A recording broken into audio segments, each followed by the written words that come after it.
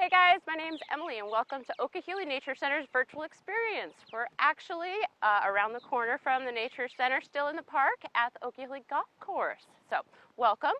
We thought we'd take a visit over here to visit with our purple martins, which we have housing up for. And in fact, this site is Audubon, or Audubon Everglades, which is our local chapter here. They have certified this as a bird-friendly habitat because we have supplied them with some artificial man-made structures.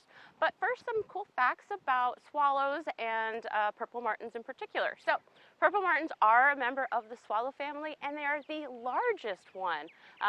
You can see there's a little sexual dimorphism between the males and females, the males being all dark purple or blue, and I'll get into that later. And the females are a little bit darker, a little bit mixed with some brown, but are a little bit lighter to gray to almost a whitish color on their underside. Both of them will have a slight fork to their base of their tail, which you can see flying. It differentiates between, let's say, a barn swallow, which has a really severe fork in their tail when you can see them flying. So other fun facts is that the purple martins love insects. So that is definitely their primary prey base, dragonflies being one of their most favorite ones. Right now the Halloween pennants are out, so they've been catching a lot of those. Besides the fact that they are insect feeders, they also are really long distance migrants. So they travel all the way down to South America, Argentina, Bolivia area during the winter time, and will return back here around January, February to breed here. So habitat preference-wise, they're going to be looking for this nice open habitat. So golf courses actually are pretty ideal for them. You have a nice wetland body here, so big lake, water source that provides a lot of good breeding habitat for those insects like dragonflies that they feed on, as well as some nice open fields where, again, they can feed really easily on. Few trees is probably ideal for them, not too many in their habitat. So it's kind of a nice little overall quick intro to some purple martins. So you might be wondering why we have these houses up and what the use of for purple martins is. So this actually dates back to the Native Americans who used to put up empty gourds for them to help keep things away from their cornfields.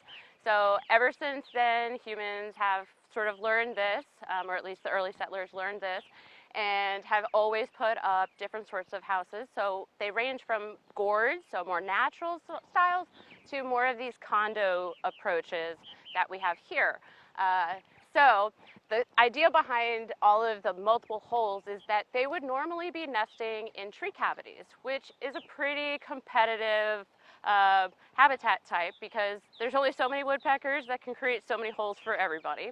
And the other thing is that purple martins are highly social.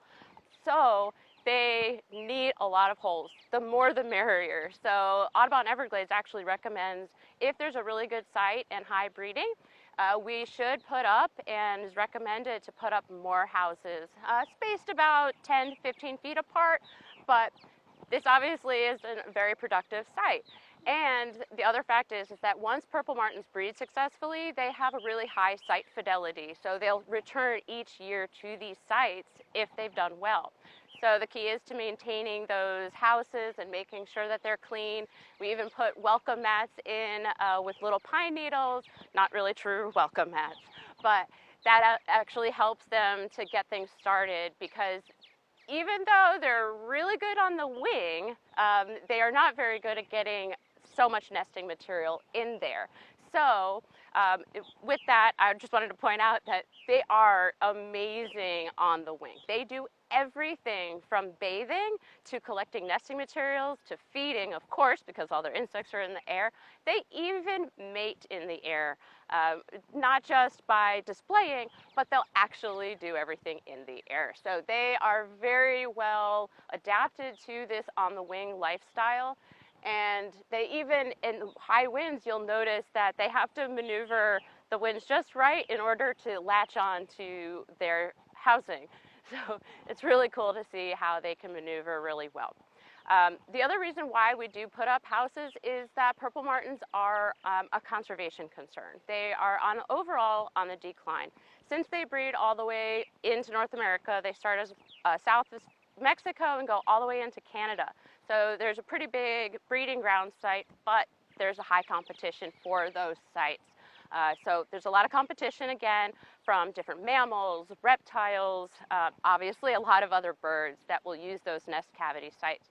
So by helping the species out, by putting up artificial habitat and maintaining them, putting predator guards on, as well as some baffles to help increase their productivity and improve their site fidelity as well, so that they keep coming back, and maybe we can, with our help, since we've been helping them since the Native Americans, we can hopefully help them further along as more that we appreciate them.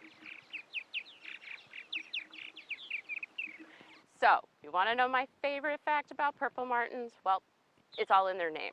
So sometimes birds are not very well named. Like the red-bellied woodpecker is the first thing that comes to thought. You don't really see that red belly so much. But purple martin is kind of dependent on the light. So here, fun fact about feathers and their colors and pigmentation. So no bird can actually form the color blue from pigments. It is all in the way that the light interacts with the protein molecules in their feathers. Those protein molecules and the way that they're arranged, that is the keratin. So we think about keratin, or fingernails in your hair. So that buildup and the arrangement of those keratin is what creates different shades of blue. So if you actually took a purple martin's feathers and ground it up under ultraviolet light, which is how they see, it would just look pretty gray. So not as exciting, but if you ever see a bluebird in gray skies, sometimes you think, huh, it might be a blackbird. And even a purple martin, if the sun wasn't out right now, they would appear almost like a black martin, not purple, or indigo is what I think they're more like. So it's a really dark hue of purple, and that obviously it differentiates between the males and the females as well. So with that, maybe you'll start looking at some other birds a little differently, especially ones that have blue in them, versus, let's say, ones that are red, like the cardinal or goldfinches, which are going to have reds, oranges, and yellows. Those are going to be formed because of their diet. So those are actually carotenoids in their feathers, and that is a pigment. So, of course, the classic one would be a flamingo, and they get that from eating their types of shrimp. And cardinals, things like that, they're going to get it from their seeds and the berries and other sort of plant matter that they eat, because they're more granivores than herbivores. So, fun way to look at different feathers and appreciate them a little bit more. So thank you for joining me. I hope you learned something fun about purple martins, and maybe if you're ever interested in learning more, contact Audubon Everglades. They have been super helpful in helping us out. And in the meantime, stay safe and healthy and happy as well. Hopefully these are giving you some cheer, and we'll be seeing you soon.